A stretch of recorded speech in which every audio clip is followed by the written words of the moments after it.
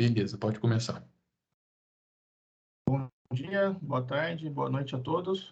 Meu nome é Thiago Pistori e eu vou fazer a apresentação do trabalho final da disciplina EC334, Modelagem e Análise Econômica de Mercados Inteligentes no contexto de redes inteligentes. O grupo é composto por mim, pelo Leandro Salgado e pelo Luiz Guilherme de Paula, e o objeto do nosso estudo é a avaliação do impacto de restrições dos sistemas de transmissão na integração de geração renovável fotovoltaica. Um estudo de caso na região do norte de Minas Gerais. Bom, os principais aspectos do nosso trabalho são os seguintes. Hoje existe uma forte expansão da geração por fontes renováveis, e esses novos projetos eles podem se situar em pontos do sistema sem sistema de transmissão robusto, distante de ponto de carga. Daí vem a relevância dos pontos de conexão e a capacidade desses elementos, na viabilidade técnica e econômica desses empreendimentos. Esses pontos de conexão, que são as subestações e as linhas de transmissão, estão sujeitos a contingências que restringem o escoamento da energia produzida, e essa redução de escoamento pode se refletir numa redução de receita do empreendimento e influenciar a sua viabilidade. Então, a pergunta que o nosso estudo procura responder é: qual é o grau de influência das contingências em sistemas de transmissão sobre a atratividade de projetos de geração de energia com fontes renováveis? Contextualizando um pouco melhor esse trabalho, a gente volta no ponto, né? A queda de preço dos elementos que compõem uma planta de geração tem caído, incentivando a expansão destes sistemas. Um ponto importante desses sistemas é que eles têm que se situar em regiões de grande incidência solar, ou seja, em regiões específicas, e uma delas é o norte do estado de Minas Gerais, que apesar de contar com essa vantagem de incidência, tem a desvantagem de possuir um sistema de transmissão que não é muito robusto, né? E esse sistema, como já foi dito, intrinsecamente já existe uma restrição de capacidade, e quando uma contingência se impõe sobre esse sistema, essa restrição ainda fica mais agravada.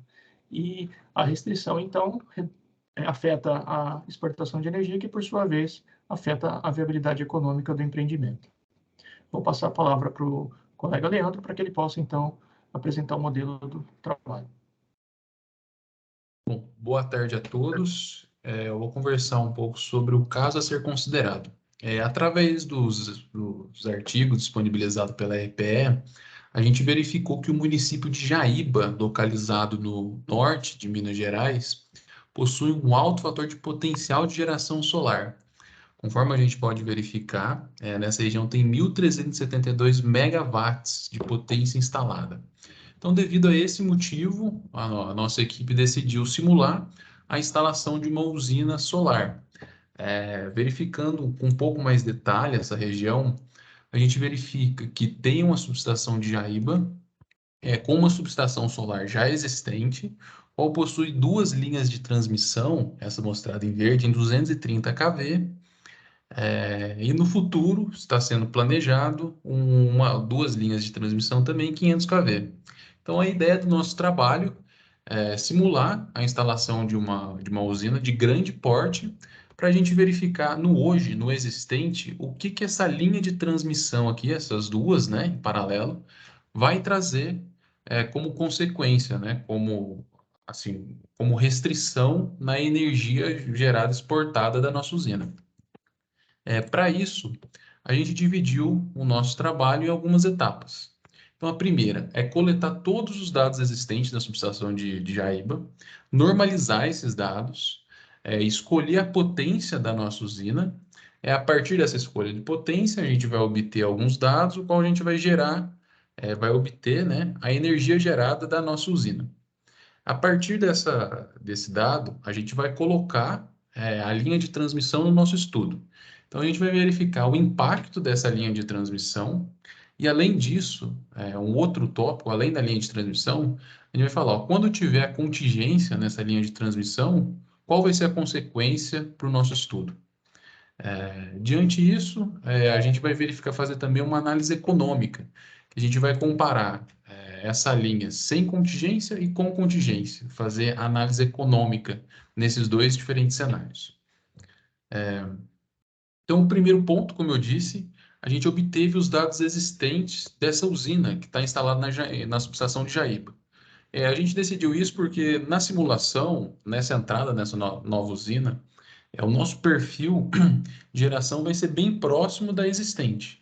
Então, devido a esse fato, a gente obteve esses dados existentes, normalizou, que foi o quê? A gente pegou e dividiu sempre pelo maior valor. Então, a gente transformou essa curva, por exemplo, aqui de janeiro, em 0 a 100%, que foi transformar em PU, essa curva. E contextualizou para a nossa usina.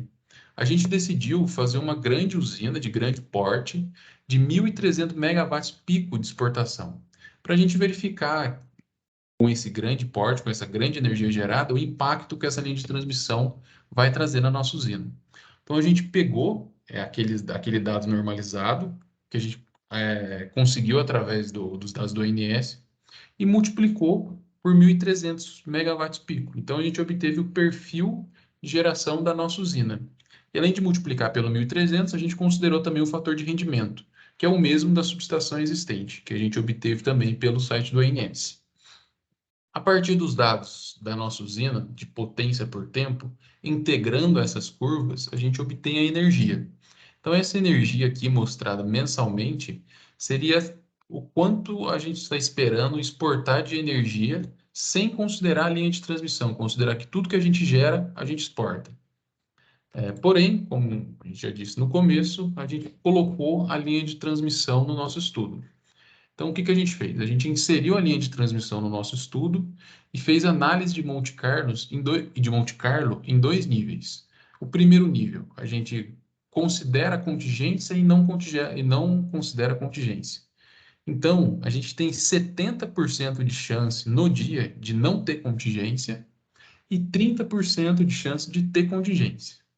Aí, o segundo nível é o seguinte: se tiver contingência, o NS vai restringir em 80% dos casos em 20%, e mais drasticamente, em 20%, ele vai restringir essa linha de transmissão em 40%. Então, para cada dia do ano, a gente fez 50 cenários distintos. Então, pegando como exemplo aqui novembro, o dia 1º de novembro, por exemplo, aqui tem 50 cenários distintos. Então, por exemplo, no primeiro cenário, não teve contingência. Se não teve contingência, o valor de saída foi 5.195 megawatts hora no dia, não considerando. Porém, a gente percebe um cenário aqui que vai ter contingência na linha de transmissão. E nesse cenário, teve 40% de corte pelo ONS. Nesse caso, a energia gerada vai ser menor. Aqui no caso, 5.190 megawatt-hora dia. Então, o que que a gente fez? Para cada dia, 50 cenários distintos. Então, analogamente, para todos os outros dias, a gente obteve os dados que está mostrado aqui. Então, se a gente considerar a contingência, a gente vai ter 2.827.426 megawatt-hora no ano. Se a gente, naquele cenário anterior, sem considerar contingência nenhuma, a energia gerada exportada vai ser maior, obviamente. Então, 2.884.683. Fazendo a diferença entre uma e outra, a gente obtém 57.257 megawatt-hora ano, uma diferença aí de quase 2%, 1,99. Para ilustrar um pouco mais, assim, no cenário que a ONS restringe essa linha de transmissão em 40%, a gente percebe bem aqui, por exemplo, no mês de março, a diferença grande entre você não considerar contingência e você, aqui mostrado em azul, considerando contingência. Essa diferença de energia exportada, né? Agora eu passo a palavra, mostrando agora essa análise financeira entre esses dois diferentes cenários. Bom, inserindo os dados de energia no modelo econômico, nós temos uns resultados aqui bastante importantes a compartilhar com vocês, né? Então, aqui o modelo escolhido foi um modelo de valor presente líquido, onde nós construímos um fluxo de caixa, considerando todas as variáveis que envolvem a operação, a construção, implementação e operação desse empreendimento. e descontamos todos esses fluxos, todos esses pontos de caixa para o momento zero, né? As premissas consideradas foram que o investimento é de R$ 4.880.000 para cada megawatt-hora instalado, né? Então, isso tem que ser multiplicado por 1.300 megawatt-hora, 1.300 megawatts. O custo de operação é 0,5% do investimento anualmente. A tarifa considerada foi de R$ 810 e a taxa média de atividade 12,5% ao ano. A vida útil desse empreendimento foi dada como 25 anos. Uma outra variável importante é o fator de degradação do sistema. Com o passar dos tempos, esse sistema vai perdendo a capacidade de produção de energia e isso acontece de forma acumulativa sobre a geração de energia, que vai, então, reduzindo a quantidade de energia produzida e a receita ano a ano desse empreendimento. Os resultados obtidos aqui na primeira parte já foram comentados, a perda de energia que ocorre, e aqui o valor presente líquido, no caso sem restrição, nós temos um valor de R$ 10.855.000.000, é um valor bastante expressivo, e quando a gente impõe as restrições à geração, a gente reduz o valor presente líquido em R$ 353.748.000, que corresponde a 3,26% de perda de receita. De perda de valor presente. Tá? As conclusões aqui, então, são as seguintes, né? A gente tem 2% de redução na energia exportada, é um valor bastante expressivo, especialmente se a gente olha em números absolutos, correspondendo a 57,3 gigawatt-hora por ano, né? As diferenças do valor presente líquido também, embora percentualmente pareçam um pouco, né? São 3,26%, de forma absoluta é um valor realmente muito elevado, são 353 milhões. E aqui, né, a gente vê que, embora a redução da parte física, né, da exportação de energia tenha sido só 2%, o impacto no modelo econômico ele é potencializado, ele é de 3,26%. Então, aqui a gente vê que esse impacto ele não pode ser desprezado, ele tem uma relevância, né, e não podemos simplesmente ignorar esses efeitos numa elaboração de um projeto dessa magnitude. Ainda aqui ficam algumas recomendações adicionais. Nós fizemos o nosso estudo em 2 etapas. A primeira parte estocástica, onde nós colocamos os efeitos das restrições de maneira probabilística, porém o modelo econômico foi utilizado uma abordagem determinística. Então, aqui a gente poderia fazer um outro estudo onde todas as variáveis fossem abordadas de forma estocástica. Uma outra coisa, nós utilizamos, como foi apresentado, um sistema radial, onde a usina estava numa ponta desse sistema. Uma outra variante seria colocar essa usina num nó do sistema com várias possibilidades, e aí avaliar enquanto essas contingências seriam aliviadas pelas redundâncias do sistema. Né? E ainda uma outra possibilidade é que, na impossibilidade de exportar essa energia, ela fosse armazenada e reinjetada no sistema em um momento apropriado, ou seja, não haveria uma perda, porém, custos adicionais desse sistema de armazenamento. Era interessante saber, então, se o sistema de armazenagem seria viabilizado, né, para compensar essa perda de produção de energia, eventualmente receita e de atratividade.